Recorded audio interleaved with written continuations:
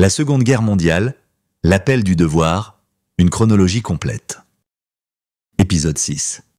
Sur Terre, dans les airs et en mer, janvier-mars 1941, écrit par Liam Dell. Alors que l'ancienne année 1940 se terminait, à la veille de 1941, les sirènes d'alerte aérienne retentissaient une fois de plus à travers les îles britanniques. Le ciel grondait sous le rugissement des avions de la Luftwaffe d'Adolf Hitler. Volant en essaim vers Londres, ils allaient lancer leur attaque la plus sauvage à ce jour de la guerre aérienne, alors qu'ils poursuivaient la campagne nazie visant à écraser et à briser le moral britannique. Alors que les bombes pleuvaient et sans relâche sur les rues et les bâtiments, bientôt les ruelles sombres et les passages tortueux de Londres étaient illuminés par un feu de vaste proportion. Les pompiers luttaient à travers l'air dense et rempli de fumée, faisant des tentatives désespérées pour éteindre l'incendie alors que la ville était engloutie par les flammes. Pendant ce temps, loin en dessous, dans les abris et dans les stations de métro, les civils se terraient de peur, espérant et priant pour survivre à une autre nuit de blitz. Depuis l'été 1940, le peuple britannique avait subi des mois d'attaques aériennes terrifiantes et alors que le nombre de morts augmentait, il était tragiquement clair que plus de civils que de soldats étaient victimes des ravages de la guerre. Le jour de l'an 1941, alors que la poussière retombait et que les amis et les familles commençaient à se frayer un chemin à travers les décombres, il n'est guère surprenant que les Britanniques se sentent plus seuls que jamais dans la lutte contre l'Axe. L'année précédente, la France était tombée aux mains de l'Allemagne nazie et une grande partie de l'Europe était désormais occupée par les sbires d'Hitler, et tandis que les troupes de Mussolini continuaient à combattre les soldats britanniques et du Commonwealth à travers les déserts arides d'Afrique, les avions et les sous-marins nazis régnaient en maître sur la Méditerranée et l'océan Atlantique. Néanmoins, en 1941, les fissures commenceraient à apparaître dans les alliances qu'Adolf Hitler avait forgées, et tandis que les liens entre ceux qui se battaient pour les Alliés se renforçaient de plus en plus, la méfiance engendrerait la méfiance entre ceux qui se battaient aux côtés de l'Allemagne nazie. L'Union soviétique devenait de plus en plus puissante, renforçant ses armées et sa machine militaire, tandis que l'équilibre des pouvoirs entre Hitler et le dirigeant russe Joseph Staline commençait à changer. Par conséquent, un tournant inattendu des événements aurait un impact dramatique sur l'issue de la Seconde Guerre mondiale. Alors que l'histoire du conflit se poursuit, sur terre, dans les airs et en mer, suivra l'action alors qu'elle se déroule en prélude à l'invasion de l'Union soviétique par l'Allemagne, tandis qu'à travers l'Atlantique, le président Roosevelt rallie enfin le soutien à la cause alliée, donnant à la Grande-Bretagne une chance de faire une percée dans l'offensive nazie. En janvier 1941, la plupart de l'Europe continentale était occupée par l'Axe. La France était tombée aux mains de l'Allemagne en juin 1940 malgré toutes les tentatives pour repousser l'avancée nazie, avec la Hollande, la Belgique et le Luxembourg également absorbés dans le Troisième Reich d'Hitler. Au nord, le Danemark et la Norvège avaient été envahis en avril 1940 tandis que la Finlande s'était rendue à l'Union soviétique un mois plus tôt. Pendant ce temps, en Europe de l'Est, la Pologne, le pays que la Grande-Bretagne et la France avaient déclaré la guerre à l'Allemagne pour défendre, avait été soigneusement partagée entre Staline et Hitler et ses habitants étaient désormais soumis aux horreurs de l'occupation nazie. Le seul pays non occupé et toujours en lutte contre l'Axe était la Grande-Bretagne, et aux côtés des troupes britanniques se battaient des forces de tout le Commonwealth. De l'Australie et de l'Inde au Canada, des soldats, des démineurs, des pilotes et des marins sont arrivés pour apporter leur contribution à la lutte contre les nazis et leurs alliés. Des personnes avaient également afflué en Grande-Bretagne depuis les pays occupés par l'axe du mal d'Hitler.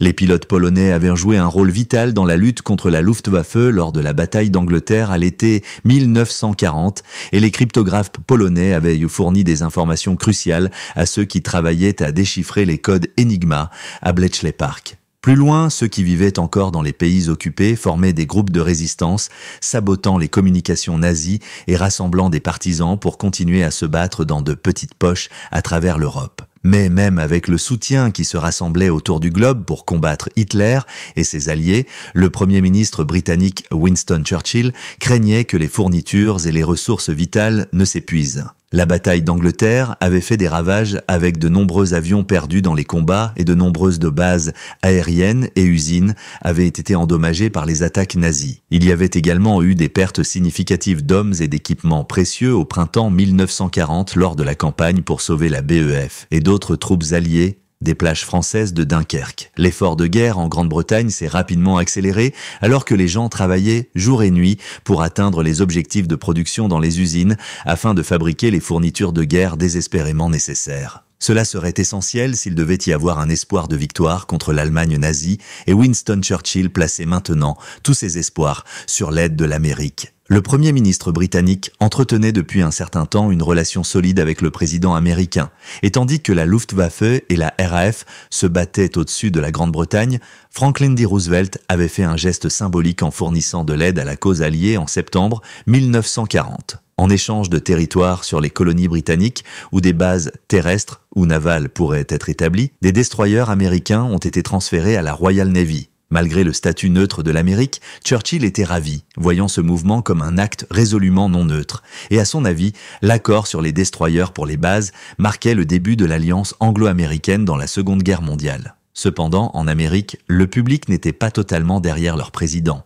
et les gens étaient de réticents à soutenir tout plan qui pourrait entraîner l'envoi de leurs fils, frères et maris au combat en Europe. Beaucoup étaient encore hantés par les souvenirs de la Première Guerre mondiale où des centaines de milliers de vies américaines avaient été perdues sur les champs de bataille de France et en mer. Lorsque les Britanniques ont déclaré la guerre à l'Allemagne en 1914, peu d'Américains avaient été disposés à rejoindre le conflit. Il a fallu la menace des attaques navales allemandes sur les navires américains et le naufrage tragique du Lusitania en 1915 pour aider à faire pencher l'opinion publique en faveur de l'intervention. Plus de 2 décennies plus tard, Adolf Hitler était bien conscient du danger d'entraîner l'Amérique dans la guerre, et évitant les erreurs de ses prédécesseurs, il prenait grand soin de ne pas aggraver la nation neutre. Mais, alors que près de la moitié de la population américaine était déterminée à rester en dehors de la guerre européenne, la conscription en temps de paix recrutait déjà de nombreux hommes dans l'armée et les craintes commençaient à grandir que leurs garçons seraient bientôt envoyés à l'étranger. Le président Roosevelt a rapidement assuré aux Américains que ce n'était pas le cas en déclarant que les peuples d'Europe qui se défendent ne nous demandent pas de faire leur combat. Ils nous demandent les instruments de guerre. Cependant, il a averti que si la Grande-Bretagne devait tomber, les puissances de l'axe d'Hitler, ayant avoué leur détermination à dominer le monde, contrôleraient l'Europe, l'Asie, l'Afrique, l'Australie et les hautes mers, laissant toute l'Amérique vivre sous la menace d'une arme à feu. Le président Roosevelt ressentait très fortement la guerre qui faisait rage loin des côtes américaines et le 6 janvier 1941, il a fait un discours émouvant au Congrès qui est entré dans l'histoire sous le nom de discours des 4 libertés. Dans ses propres mots, il a déclaré que « Nous aspirons à un monde fondé sur 4 libertés essentielles. La liberté de parole et d'expression partout dans le monde, la liberté de chaque personne de vénérer Dieu à sa manière, la liberté de vouloir et la liberté de la peur. » C'est une base définitive pour un genre de monde réalisable de notre temps et de notre génération. Ce genre de monde est l'antithèse même du soi-disant nouvel ordre de tyrannie que les dictateurs cherchent à créer avec le fracas d'une bombe. Le discours a eu un impact profond sur le public américain et a été immortalisé dans des affiches et plus tard des monuments. Il a également aidé à justifier l'augmentation de la production défensive, mais alors que de nombreux Américains semblaient se réchauffer à l'idée d'entrer en guerre pour les Britanniques, qui continuaient à se battre seuls contre Hitler et Mussolini, les mots n'étaient pas suffisants. Avec des bombes qui continuaient à pleuvoir sur les villes et les ports britanniques et des troupes maintenant déployées en Afrique, le Premier ministre a supplié le président américain « Donnez-nous les outils et nous finirons le travail ». Churchill était bien conscient que les Alliés auraient besoin de bien plus que de discours inspirants pour aider à défendre le territoire britannique contre la chute aux mains de l'Axe. À ce stade, le Royaume-Uni avait atteint le stade où il était incapable de payer pour les armes et craignant que les Britanniques ne se rendent à Hitler, Roosevelt a demandé au Congrès une loi qui ne limiterait ni la quantité ni le type d'aide qu'il pourrait envoyer. Elle serait appelée le projet de loi Lend-Lease et autoriserait Roosevelt à vendre, à transférer le titre, à échanger, à louer et à prêter tout article de défense à tout pays dont la protection du président serait jugée vitale pour la défense des États-Unis. Malgré les espoirs de Roosevelt que le projet de loi puisse être adopté le plus rapidement possible pour aider la Grande-Bretagne, il y avait une opposition véhémente de la part des isolationnistes. À Chicago, une organisation appelée America First gagnait en popularité. Et son porte-parole le plus célèbre, l'aviateur célèbre, Charles Lindbergh, était déterminé à ce que le pays reste en dehors de la guerre. Un éventail de visages célèbres avait rejoint le groupe, dont le producteur de films de renommée mondiale Walt Disney, l'actrice Lillian Gish et Alice Roosevelt Longworth, la fille aînée de Theodore Roosevelt. Il y avait aussi des politiciens qui soutenaient l'organisation, comme le sénateur Burton Wheeler, qui a fait tout ce qu'il pouvait pour saper le président, faisant circuler des accusations selon lesquelles le président souhaitait donner la marine américaine, renforcer ses pouvoirs et faire la guerre, avec une grande partie de la population américaine nerveuse à l'idée de participer à un autre conflit mondial.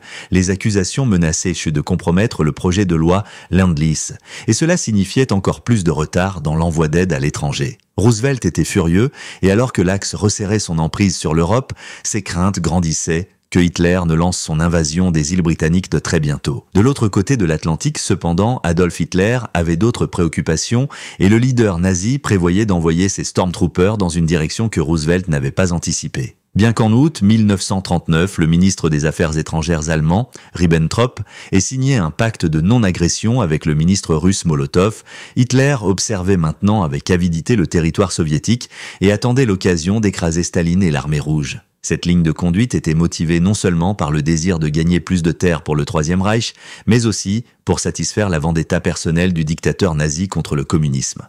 Et malgré l'énormité de la tâche qui l'attendait, Hitler était convaincu qu'il pouvait faire la guerre non seulement à l'ouest, mais aussi à l'est.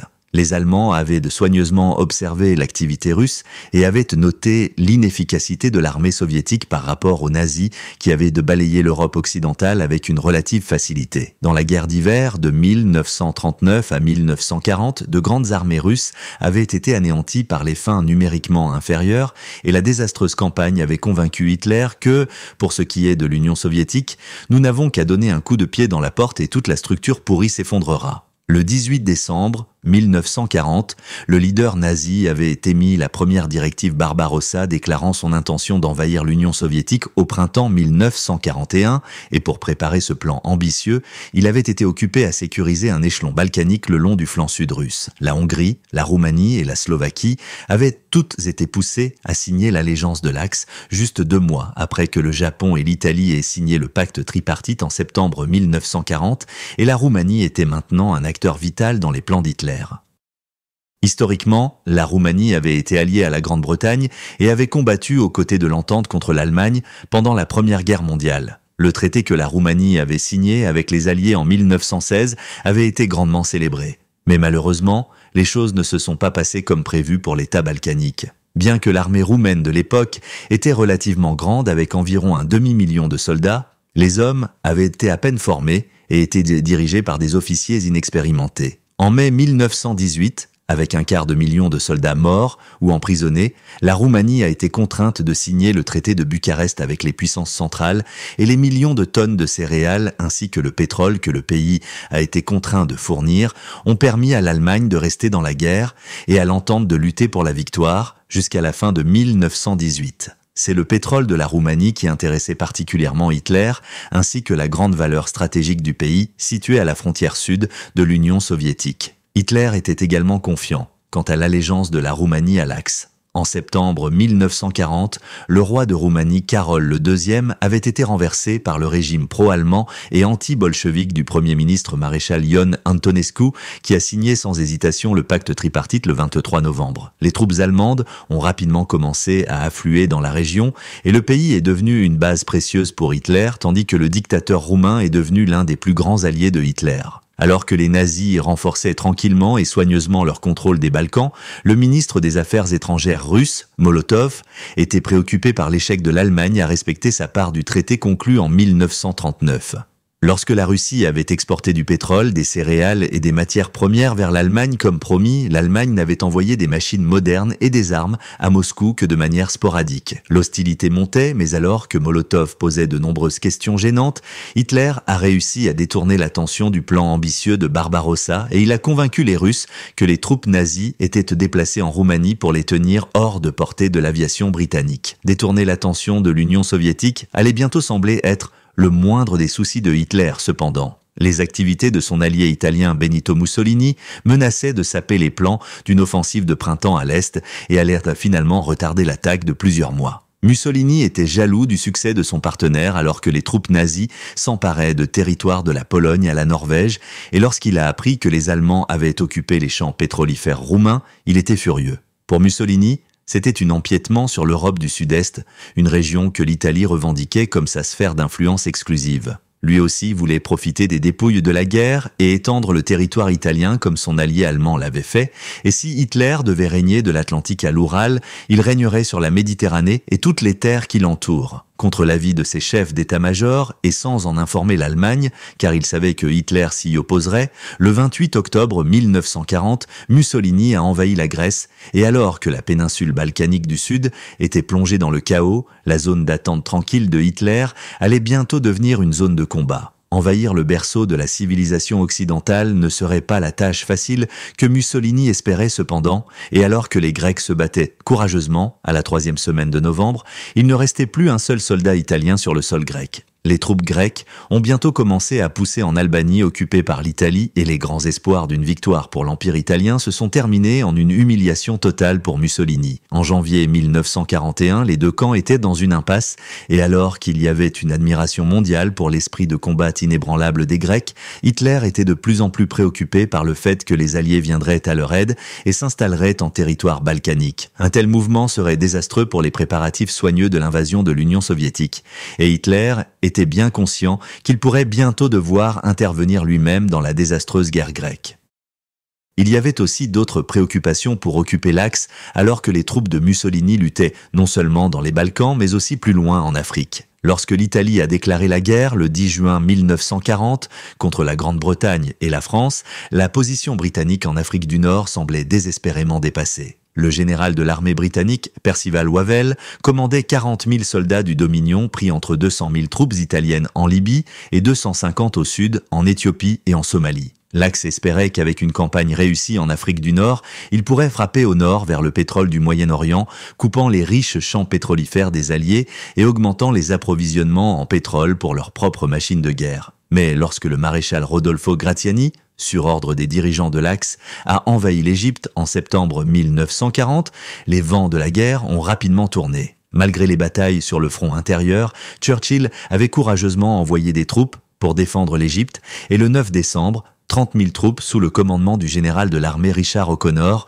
ont été envoyées pour reprendre Sidi Barrani, à 65 miles à l'intérieur de la frontière de l'Égypte avec la Libye. Le 15 décembre 1940, les troupes italiennes avaient été complètement repoussées hors du pays. Et en 1941, l'entrepreneur O'Connor a transformé le raid à grande échelle en une invasion à grande échelle de la Libye. Alors que les Alliés espéraient que le contrôle de l'Afrique du Nord serait une étape vers un second front contre les puissances de l'Axe en Europe, Hitler et ses généraux avaient tourné leur attention vers la mer Méditerranée. La campagne en Afrique du Nord dépendait de l'arrivée des approvisionnements à travers la Méditerranée et si l'Axe réussissait à bloquer ces voies d'approvisionnement, ce serait désastreux pour les Alliés. L'Axe contrôlait déjà la plupart des ports le long de la côte nord-africaine. Après la chute de la France, ils avaient saisi le Maroc, Oran en Algérie, Tunis en Tunisie, et pourtant les Italiens contrôlaient toujours Tripoli et Benghazi en Libye. Tout ce qui restait aux Alliés était le canal de Suez en Égypte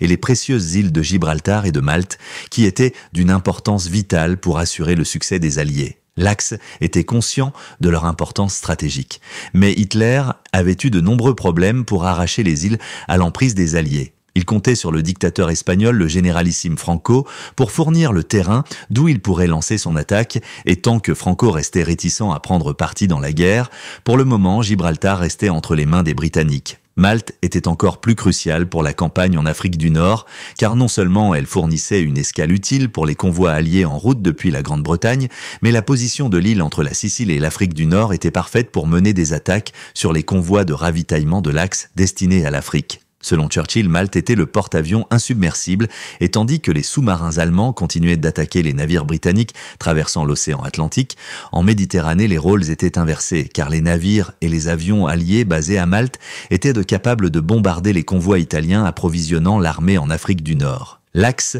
était conscient de l'influence que la capture de Malte pourrait avoir sur la campagne d'Afrique du Nord et les bombardements réguliers de l'île, ainsi que le nombre croissant de meutes de sous-marins rôdant dans les mers, ont rapidement fait des convois alliés vers les îles des courses suicides. Bien que des escortes navales aient été envoyées pour accompagner les navires, et que même des sous-marins aient tenté d'apporter des fournitures essentielles à l'île, il était un défi significatif de maintenir l'île approvisionnée, et lorsque Mussolini a demandé l'aide de l'Allemagne pour soumettre l'île, les choses était sur le point de s'aggraver pour les civils et les militaires stationnés à Malte. En janvier 1941, le maréchal de l'air Göring avait ordonné à la crème du Fliegerkorps de la Luftwaffe de descendre de Norvège vers la Sicile. En plus de milliers de personnels de la Luftwaffe, des avions de guerre arrivaient par dizaines lors de vols quotidiens et le 8 janvier, il y avait 96 bombardiers sur l'île, à portée de vol de Malte et des centaines d'autres en route. Les pilotes nazis arrivant en Sicile comprenaient Joachim Müncheberg, un jeune as de la chasse qui, à seulement 21 ans, avait reçu la plus haute distinction de bravoure, la Croix de Fer, pour les nombreuses victoires qu'il avait remportées lors de la bataille d'Angleterre, et avec autant de pilotes qualifiés de la Luftwaffe se rassemblant au nord, le risque pour les convois se dirigeant vers Malte avait considérablement augmenté. Au début de janvier, un convoi allié transportant des fournitures et des armes de Gibraltar était en route pour Malte et la Grèce. À ses côtés naviguait une forte force navale de destroyers et le porte-avions Illustrious, une cible importante pour l'Axe. L'Illustrious était le seul porte-avions de la Royal Navy en Méditerranée et avait déjà causé des dommages considérables à la flotte italienne, lançant une attaque dévastatrice sur le port de Tarente en novembre 1940. Sans surprise, les Italiens et les Allemands étaient désireux de l'éliminer du champ de conflit. Peu après midi le 10 janvier, la Luftwaffe du maréchal de l'air allemand Hermann Göring a fait ses débuts en Méditerranée alors que 43 Stuka attaquaient le convoi plongeant en vagues synchronisées à différentes hauteurs pour dérouter le feu anti-aérien des navires. Hautement qualifiés, les pilotes de la Luftwaffe ont mené leurs attaques sans penser à leur propre sécurité. Et alors que des bombes perforantes de 500 kg hurlèrent dans l'air, les effets sur les navires en dessous seraient dévastateurs. 7 coups directs ont été marqués sur l'Illustrious, et le porte-avions dont le pont d'envol de Fulmars et de Swordfish aurait pu faire la différence quant à la domination de la Méditerranée était presque détruit. Malte était maintenant pratiquement seule et allait subir le pire bombardement de tout pays pendant toute la guerre. En fait, plus de bombes tomberaient sur la minuscule île que sur Londres pendant tout le Blitz. Néanmoins, alors que l'Axe pouvait célébrer la destruction de l'Illustrious, en Afrique, il y avait nettement moins de raisons de se réjouir. O'Connor continuait de s'enfoncer plus profondément en territoire ennemi, se dirigeant maintenant vers le port de Tobruk, et les Italiens perdaient rapidement du terrain dans le nord. Pendant ce temps, en Afrique de l'Est, une contre-offensive britannique attaquait l'Érythrée, tenue par les Italiens depuis le Soudan. Les rêves de Mussolini d'un nouvel empire disparaissaient rapidement et le 18 janvier 1941, il partait pour l'Allemagne, le visage sombre et nerveux, pour rencontrer Hitler à sa résidence de Berghof. Dans le magnifique cadre des Alpes bavaroises, les deux dictateurs avaient beaucoup à discuter. Mais alors que Mussolini était visiblement préoccupé par la situation qui se détériorait en Afrique, Adolf Hitler était catégorique que les Italiens continuent de se battre et tiennent bon. Par-dessus tout, le Führer nazi craignait que si les Alliés battaient les forces italiennes en Afrique, les troupes britanniques seraient libres de faire des ravages ailleurs, et la Grèce, dangereusement proche de ses précieux champs pétrolifères roumains, serait leur prochain port d'escale. Tripoli ne pouvait pas tomber, dit-il à Mussolini, et dès que possible, il enverrait des renforts d'Allemagne pour aider à défendre la Libye contre les troupes avançant d'O'Connor. Mais même alors que les dirigeants de l'Axe discutaient de stratégie militaire, les troupes britanniques renforçaient leurs forces autour de Tobruk le matin du 21 janvier et sous le couvert de l'obscurité, une violente attaque a été lancée et bientôt les bataillons d'O'Connor avaient percé la ligne de défense. En lançant des grenades et en utilisant des tirs de chars et d'artillerie, les troupes britanniques ont battu les pelotons italiens qui se battaient pour défendre la ville. Cependant, en 24 heures, la ville avait été capturée et malgré l'insistance de Mussolini à ne pas envisager la reddition, les troupes italiennes n'avaient d'autre choix que de déposer les armes. Alors que la campagne du désert occidental se poursuivait, il semblait qu'il n'y avait aucun moyen d'arrêter l'avance d'O'Connor. Le 30 janvier, les Alliés avaient saisi Derna, à 100 miles à l'ouest de Tobruk.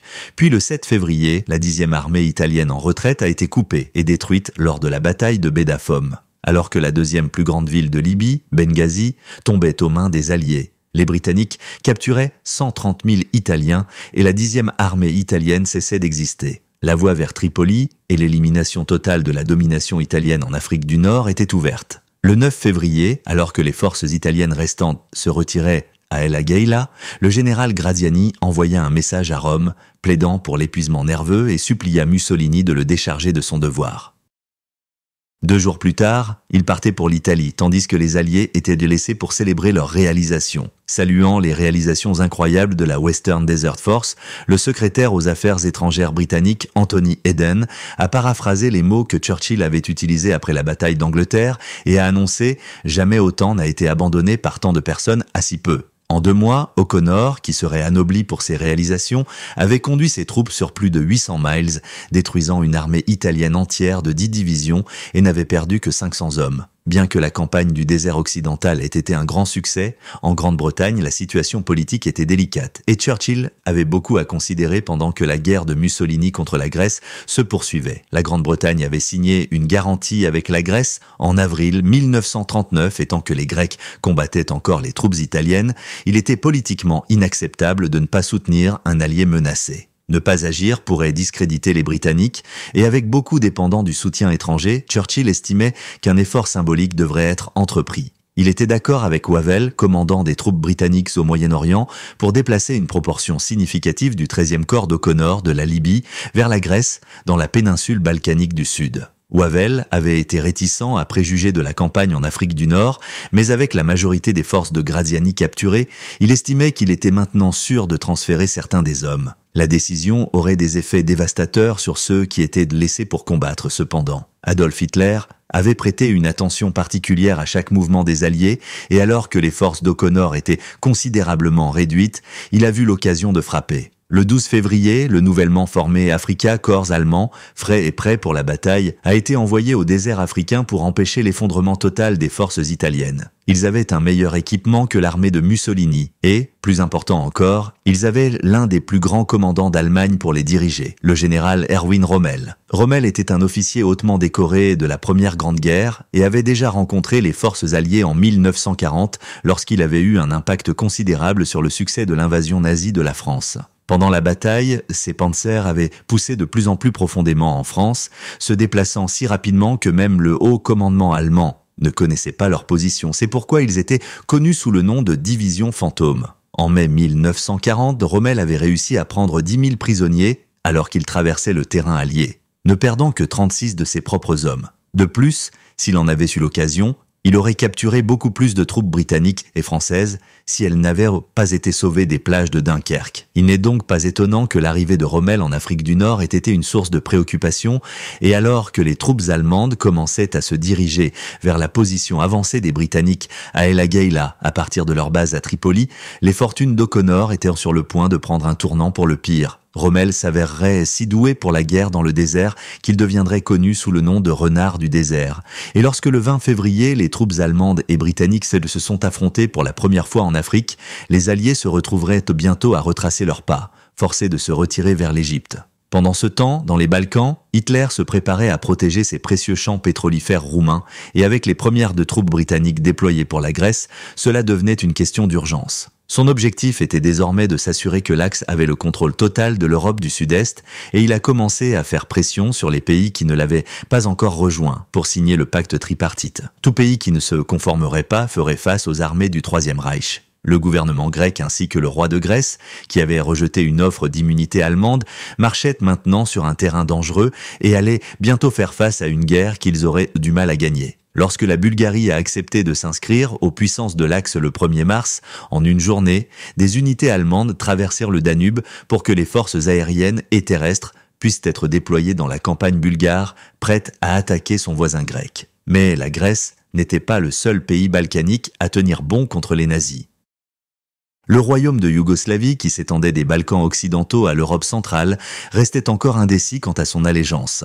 Le régent, le prince Paul de Yougoslavie, avait hésité à suivre l'exemple roumain et bulgare en rejoignant le pacte tripartite et était encouragé par la Grande-Bretagne et les États-Unis à résister à la pression allemande et à attaquer les Italiens en Albanie. Après la Première Guerre mondiale et le traité de Versailles, la Yougoslavie avait été un ami des Français et était une présence importante pour maintenir la paix dans les Balkans. Cependant, après la chute de la France en 1940, la Yougoslavie était seule, entourée de pays qui faisaient partie des puissances de l'Axe. Le 4 mars 1941, le prince Paul de Yougoslavie a rencontré Hitler et a déclaré qu'il signerait le pacte tripartite, à condition que son pays ne soit pas invité à se battre pour l'Axe et que les troupes allemandes ne s'attendent pas à transiter par la Yougoslavie. Les négociations devaient se poursuivre pendant des semaines, mais entre-temps, l'avenir de la Yougoslavie semblait incertain. Alors que l'Axe jetait son ombre sur l'Europe et au-delà, Adolf Hitler, tout en maintenant la pression sur les États balkaniques, restait également en contact étroit avec ses alliés japonais.